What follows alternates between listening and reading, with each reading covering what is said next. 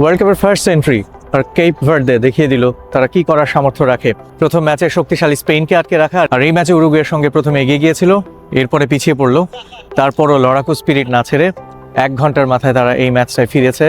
হতে পারতো এই ম্যাচটা তাদের পুরোপুরি তারা জিততেও পারতো, কিন্তু শেষ পর্যন্ত আনফরচুনেট কেপ ভার্দে, তারপরও তারা ইতিহাস রচনা করেছে। এই গ্রুপটায় যখন প্রথম ড্র হলো কেপ ভার্দে, উরুগুয়ে, স্পেন এবং সৌদি আরব, হয়তোবা সবাই তলানির দল হিসেবে কেপ ভার্দেকে ধরে নিচ্ছিলেন।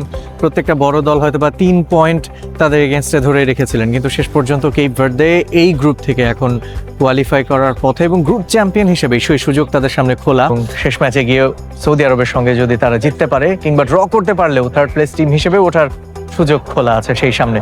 কেপ ভার্দে একটা ইতিহাস রচনা করলো, ছোট্ট একটা আইল্যান্ড দেশ, তাদের যে সাহসিকতা, অদম্য মানসিকতার পরিচয় তারা দিয়েছে, সেটা প্রমাণ করে যে ফুটবলের ছোট বড়র পার্থক্য যতই থাক র্যাঙ্কিংয়ে, মাঠের ফুটবলে on the give and day কেউ যদি স্পিরিট দেখাতে পারে, কেউ যদি সেই শক্তির প্রদর্শন করতে পারে, তবে সেই ব্যবধান একেবারেই থাকে না। ছিল না এই ম্যাচেও।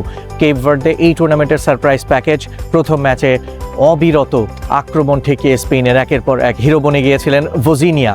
আমরা সবাই জানি তার সেই বীরত্বের কথা, সেই আবেগ আক্রান্ত কথা, যেমন ভোজিনিয়াকে নিয়ে মার্কেটে চাউর হয়ে গেছিল, তিনি তার মাকে আনতে পারছেন না, অর্থাভাবে ভিসার করাতে পারেননি বলে তার মা এসেছেন, তার মায়ের সামনে অবিশ্বাস্য পারফরমেন্স ভোজিনিয়ার।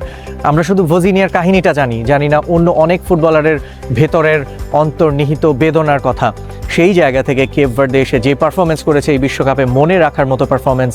মনে পড়ে যাচ্ছে ক্রোয়েশিয়ার 98 বিশ্বকাপের সেই অ্যাচিভমেন্টের কথা, প্রথমবার খেলতে এসেই তারা সেমিফাইনালে উঠে গেল, কিংবা 2002 বিশ্বকাপে সেনেগালের কথা।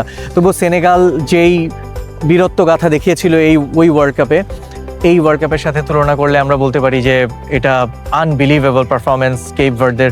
স্পেশালি যে ছোট্ট একটা আইল্যান্ড, যে এত অপ্রতুল জনসংখ্যা, ফুটবলের ইনফ্রাস্ট্রাকচার বলতে গেলেও নাই। সেনেগালের তবুও কিছু না কিছু হলেও ছিল, তারা অ্যাটলিস্ট ওয়েস্টার্ন আফ্রিকার একটা এস্টাবলিশ কান্ট্রি, দরিদ্র হতে পারে কিন্তু তাদের ফুটবলের এস্টাবলিশমেন্ট ছিল, তাদের অনেক প্লেয়ারের ইউরোপে খেলার হিস্ট্রি আছে। সেই জায়গা থেকে চিন্তা করলে এটা একটা বিরল অ্যাচিভমেন্ট এবং রূপকথার মতো একটা জার্নি।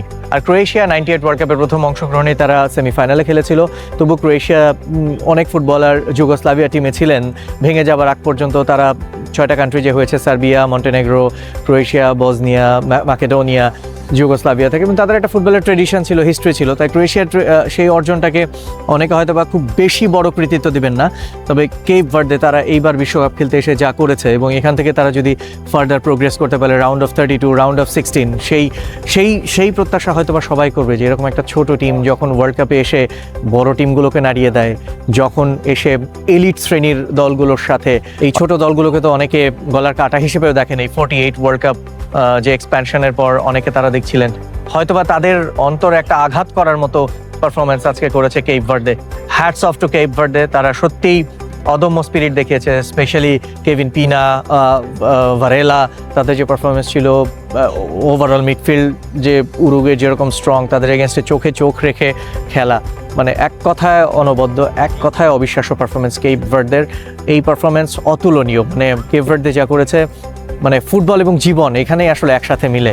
মানুষের জীবনকেও আপনি কেপ ভার্দের এই পারফরমেন্সের সাথে মিলাতে পারেন, যেখানে হোপ থাকে না, যেখানে আশা থাকে না, আশার সঞ্চার করে নিতে হয়। From nowhere, no point of return, সেখান থেকে তারা নতুন ইতিহাস গড়ে তুলতে পারে।